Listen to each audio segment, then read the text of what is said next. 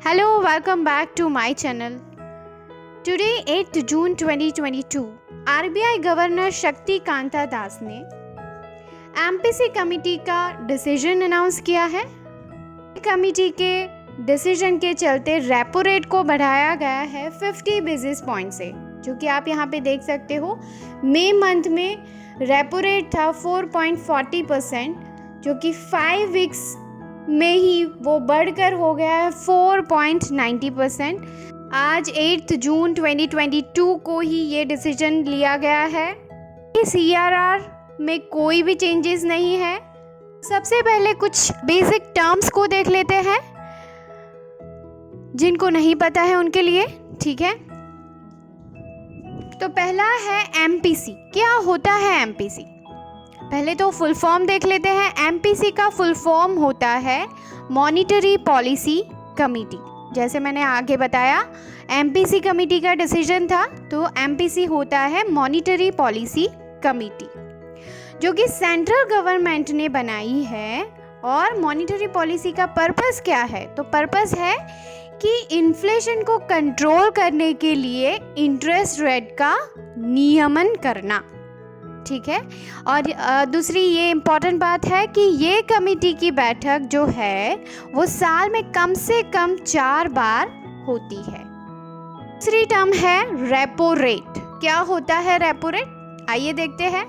Repo rate यानी RBI जिस rate से कमर्शियल बैंक्स को लोन देते हैं, तो उसको हम बोलते हैं रेपो रेट। ये सिंपल लेमन लैंग्वेज में है, ठीक है।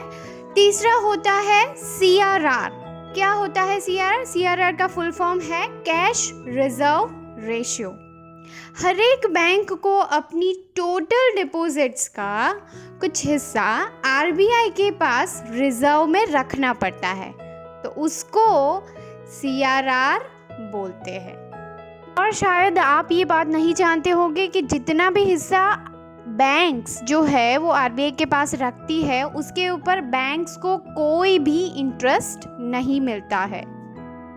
तो आइए जानते हैं रेपो रेट के बढ़ने का किस पे क्या इम्पैक्ट होगा। तो पहला है लोन्स। लोन्स पे कैसे इम्पैक्ट पड़ेगा? रेपो रेट बढ़ने से होम लोन, कार लोन जैसी सभी लोन्स के रेट बढ़ जाते हैं, तो ये हमारे लिए एक नेगेटिव इम्पैक्ट होगा, जैसे मैंने यहाँ पे बताया है। तो उसके सामने डिपॉजिट्स के इंटरेस्ट रेट्स पे पॉजिटिव इम्पैक्ट होगा। रेपो रेट का बढ़ना डिपॉजिटर्स के लिए फायदेमंद होता है। FD, post office saving schemes जैसी सेविंग स्कीम्स जो है उसका इंटरेस्ट बढ़ता है, तो वो at the end positive impact रहेगी। तीसरा हो गया बॉन्ड यील्ड्स। तो सेविंग स्कीम्स की तरह बॉन्ड में भी पॉजिटिव रिटर्न मिलेगा, तो उस पे भी पॉजिटिव इम्पैक्ट पड़ेगा। तो उसके सामने जो इकोनॉमी है उस पे नेगेटिव इम्पैक्ट पड़ेगा। कैसे? देखते हैं।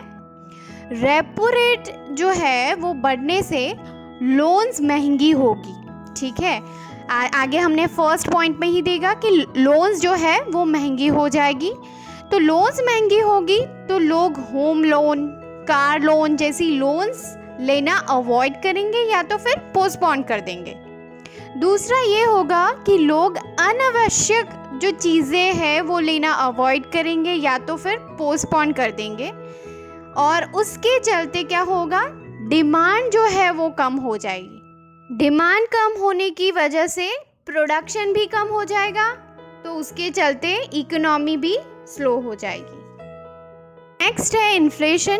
जैसे कि आप यहाँ पे देख सकते हो, इन्फ्लेशन पे पॉजिटिव इम्पैक्ट हो रहा है।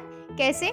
जैसे मैंने आगे बताया कि रेपो रेट के बढ़ने से डिमांड कम होगी, तो ये डिमांड जब कम होगी तो उसके चलते क्या होगा? जो कमोडिटीज़ है, जो गुड्स एंड सर्विसेज है, उसकी प्राइस कंट्रोल में आ जाएगी, और एट द एंड क्या होगा? इन्फ्लेशन डिक्रीज होगा, कम होगा। Next is stock market. तो उस पे हो रहा है नेगेटिव इम्पैक्ट। कैसे?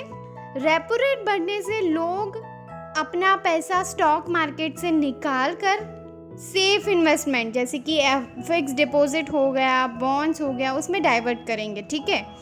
और इसके चलते स्टॉक मार्केट डाउन हो जाएगा। दूसरा, कंपनी पॉइंट ऑफ व्यू से देखें तो डिमांड कम होने से कंपनी का रेवेन्यू भी कम हो जाएगा, जिससे कंपनी के परफॉर्मेंस पे नेगेटिव इम्पैक्ट आएगा। आशा रखती हूँ आपको ये वीडियो इन्फॉर्मेटिव लगा होगा। तो मिलते हैं नेक्स्ट वीडियो में, तब तक के लिए बाय बाय, थैंक यू।